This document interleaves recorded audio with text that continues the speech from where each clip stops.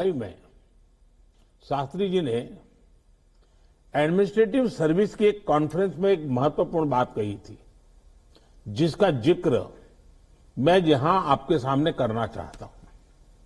उन्होंने कहा था कि the basic idea of governance as I see it is to hold the society together so that it can develop and march towards certain goals. The task of the government is to facilitate this evolution, this process. मुझे संतोष है कि corona के इस संकट काल में हम सभी ने एकजुट होकर काम किया। जो सीख लाल बहादुर शास्त्री जी ने दी थी, उसी पर चलने का हम सब ने प्रयास किया और इस दरमियान संवेदनशीलता के साथ त्वरित फैसले भी किए गए, जरूरी संसाधन भी जुटाए गए और देश की जनता को निरंतर हम लगातार जागरूक भी करते रहे।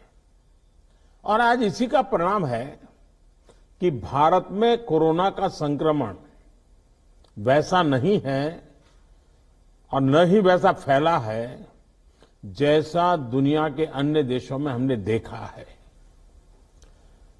जितनी घबराहट और चिंता 7-8 महीने पहले देशवासियों में थी, अब लोग उससे बाहर निकल चुके हैं। ये अच्छी स्थिति है, लेकिन केयरलेस न हो जाए, ये भी हमें चिंता करनी है।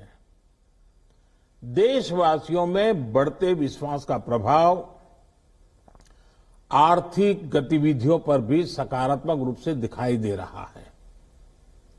मैं आपके राज्य प्रशासन की भी दिन रात जुटे रहने के लिए प्रशंसा करता हूं। साथियों, अब हमारा देश कोरोना के खिलाफ लड़ाई में एक निर्णायक चरण में प्रवेश कर रहा है। ये चरण है वैक्सीनेशन का। जैसे यहां जिक्र हुआ,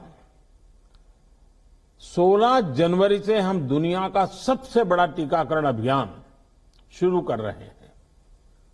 ये हम सभी के लिए गौरव की बात है कि जिन 2 वैक्सीन को इमरजेंसी यूज ऑथराइजेशन दिया गया है, वो दोनों ही मेड इन इंडिया है। इतना ही नहीं, 4 और वैक्सीन प्रोग्रेस में है। और ये जो मैं करीब 60-70% काम पहले राउंड का होने के बाद बैठने की चर्चा इसलिए करता हूं कि उसके बाद और वैक्सीन भी आ जाएगी, और जब और वैक्सीन आ जाएगी तो हमें फ्यूचर का प्लान करने में वो भी एक बहुत बड़ी सुविधा रहेगी। और इसलिए सेकंड पार्ट इसका जो है, जो हम 50 से ऊपर वालों के लिए जाने वाले हैं, तब तक शायद हमारे पास और भी कुछ वैक्सीन आने की संभावनाएं हैं। साथियों, देशवासियों को एक प्रभावी वैक्सीन देने के लिए हमारे एक्सपर्ट्स ने हर प्रकार की सावधानियां बरती हैं और अभी साइंटिफिक कम्युनिटी की तरफ से विस्तार से हमें बताया भी गया है। और आपको मालूम होगा, मैं इस विषय में जब भी मुख्यमंत्रियों के साथ बात हुई, मैंने हमेशा एक ही जवाब दिया था कि इस विषय में हम जो भी निर्णय करना होगा, वो साइंटिफिक कम्युनिटी जो कहेगी वो ही हम करेंगे। साइंटिफिक कम्युनिटी को ही हम फाइनल वर्ड मानेंगे और हम उसी प्रकार चलते रहे हैं।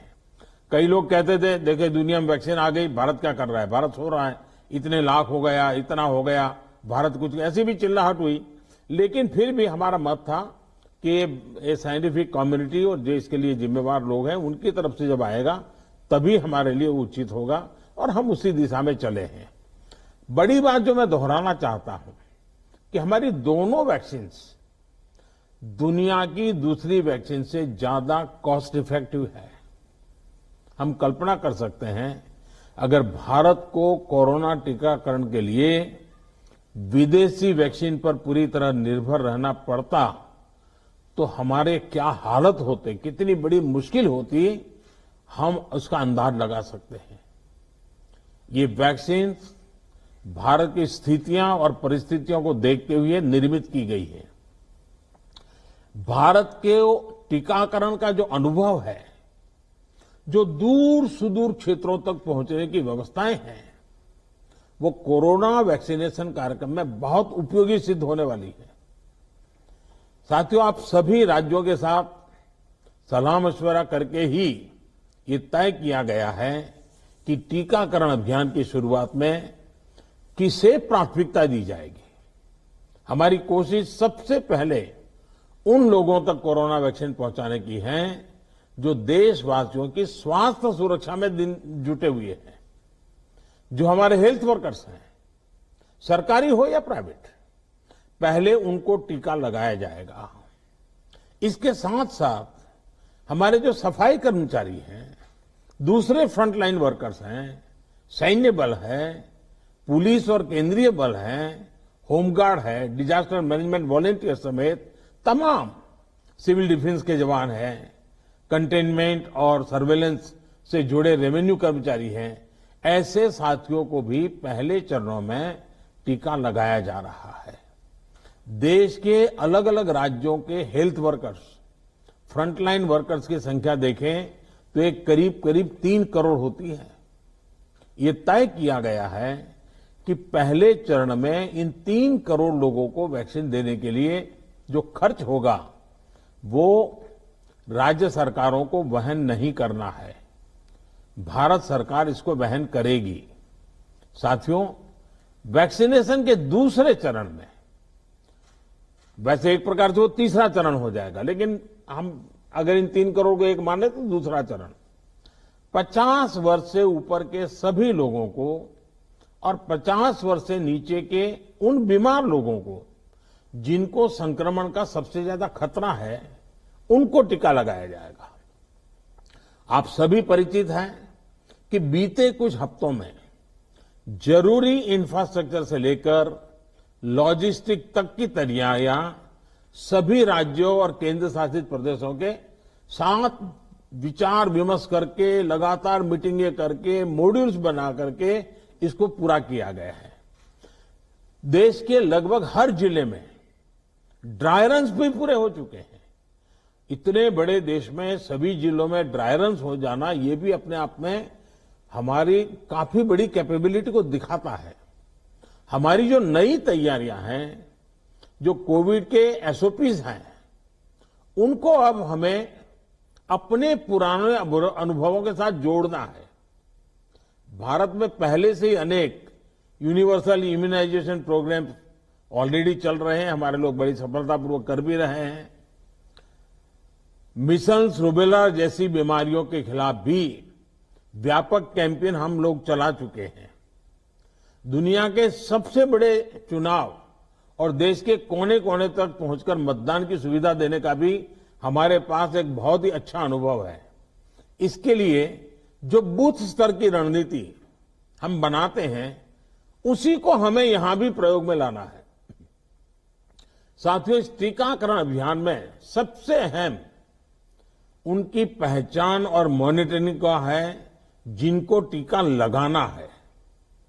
इसके लिए आधुनिक टेक्नोलॉजी का उपयोग करते हुए कोविन नाम का एक डिजिटल प्लेटफॉर्म भी बनाया गया है। आधार की मदद से लाभार्थियों की पहचान भी की जाएगी और उनको दूसरी डोज समय पर मिले, ये भी सुनिश्चित किया जाएगा।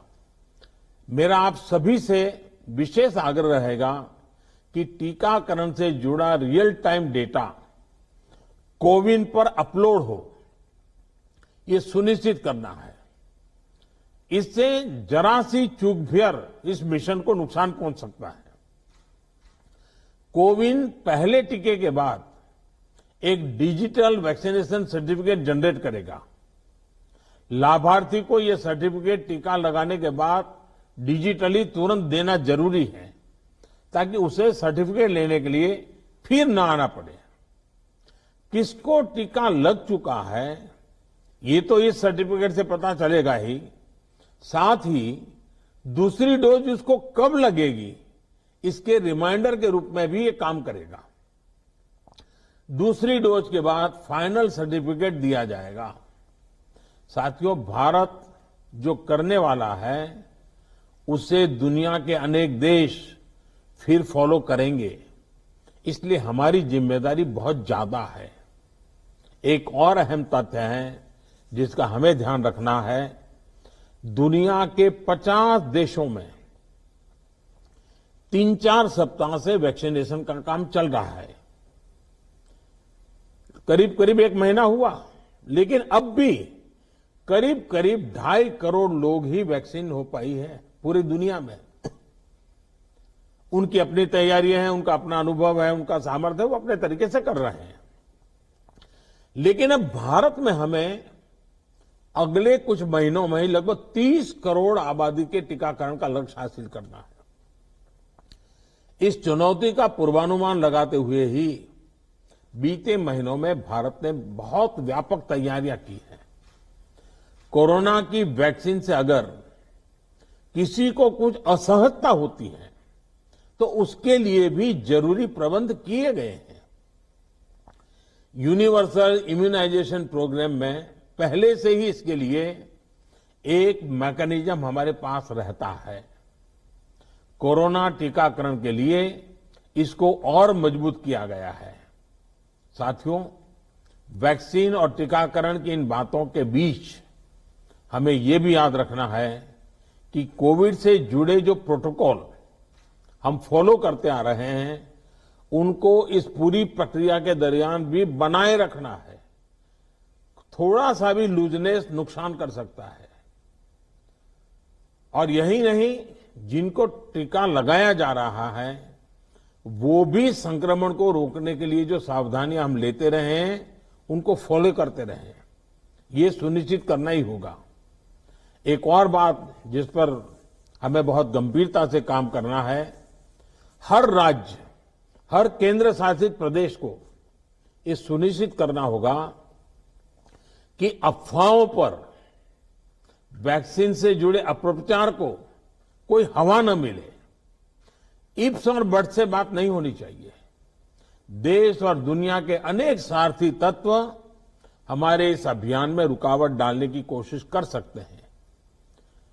कॉरपोरेट कंपटीशन भी इसमें आ सकती है। कंट्री का प्राइड के नाम से भी आ सकता है। बहुत सी चीजें हो सकती हैं।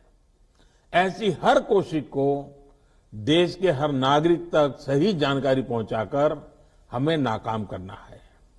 इसके लिए हमें धार्मिक और सामाजिक संस्थाओं, एनवाईके हो, एनएसएस हो, सेल्फ हेल्प ग्रुप्स हो, प्रोफेशनल बॉडीज हो, रोटरी, लायंस क्लब जैसे संस्थाएं हो, रेड क्रॉस जैसी संस्थाएं हो, इन सबको हमने साथ जोड़ना है। जो हमारी रूटीन स्वास्थ्य सेवा है, जो दूसरे टीकाकरण अभियान, वो भी ठीक से चलते रहें, इसका भी हमने ध्यान रखना है। क्योंकि हमें मालूम है कि हम 16 को शुरू कर रहे हैं, लेकिन हमारे 17 को एक रूटीन वैक्सीन का भी डेट है। तो इसलिए हमारा जो रूटीन वैक्सीन का काम चलता है वो भी कहीं डैमेज नहीं होना चाहिए। आखिरी में एक और गंभीर विषय के बारे में आपसे जरूर बात करना चाहता हूं। देश के 9 राज्यों में बर्ड फ्लू की पुष्टि हुई है। ये राज्य है केरला, राजस्थान, हिमाचल प्रदेश, गुजरात, हरियाणा, उत्तर प्रदेश, मध्य प्रदेश, दिल्ली और महाराष्ट्र। बर्ड फ्लू से निपटने के लिए पशुपालन मंत्रालय द्वारा कार्य योजना बनाई गई है, जिसका तत्परता से पालन आवश्यक है। इसमें डिस्ट्रिक्ट मजिस्ट्रेट की भी बड़ी भूमिका है। मेरा आग्रह है कि प्रभावित राज्यों के मुख्यमंत्री साथी भी मुख्य सचिवों के माध्यम से सभी डिस्ट्रिक्ट मजिस्ट्रेट का मार्गदर्शन करें। जिन राज्यों में अभी बर्ड फ्लू नहीं पहुंचा है, वहां की राज्य सरकारों को भी पूरी तरह सतर्क रहना होगा। हमें सभी राज्यों, स्थानीय प्रशासन को वाटर बॉडीज के आसपास, पक्षी बाजारों में, जू में, पोल्ट्री फार्म इत्यादि पर निरंतर निगरानी रखनी है, ताकि पक्षियों के बीमार होने की जानकारी प्राथमिकता पर मिले। बर्ड फ्लू की जांच के लिए जो लेबोरेटरीज हैं, वहां समय पर सैंपल भेजने सही स्थिति का जल्दी पता लगेगा और स्थानीय प्रशासन भी उतनी ही तेजी से कार्रवाई कर पाएगा। वन विभाग हो, स्वास्थ्य विभाग, पशुपालन विभाग के बीच जितना अधिक कोऑर्डिनेशन होगा, उतनी ही तेजी से हम बर्ड फ्लू के नियंत्रण में सफल होंगे। बर्ड फ्लू को लेकर लोगों में अफवाहें न फैलें, इसे भी हमें देखना होगा। मुझे पूरा विश्वास है कि हमारे एकजुट प्रयास हर चुनौती से देश को बाहर निकालेगा। मैं फिर एक बार आप सबका बहुत आभारी हूं और 60% काम होने के बाद हम दोबारा एक बार बैठ करके रिव्यू करेंगे। उस समय जरा विस्तार से भी बात करेंगे और तब तक कुछ नई वैक्सीन आ जाए तो उसको भी हम संज्ञान में लेकर के आगे की अपनी रणनीति बनाएंगे। बहुत बहुत धन्यवाद आप सबका। Coming to you live from New Delhi, where Prime Minister Narendra Modi is addressing the state chief ministers. This address is dealing with India's vaccine rollout that is due to begin on the 16th of January, prioritizing, of course, around 30 million healthcare and frontline workers in the first phase.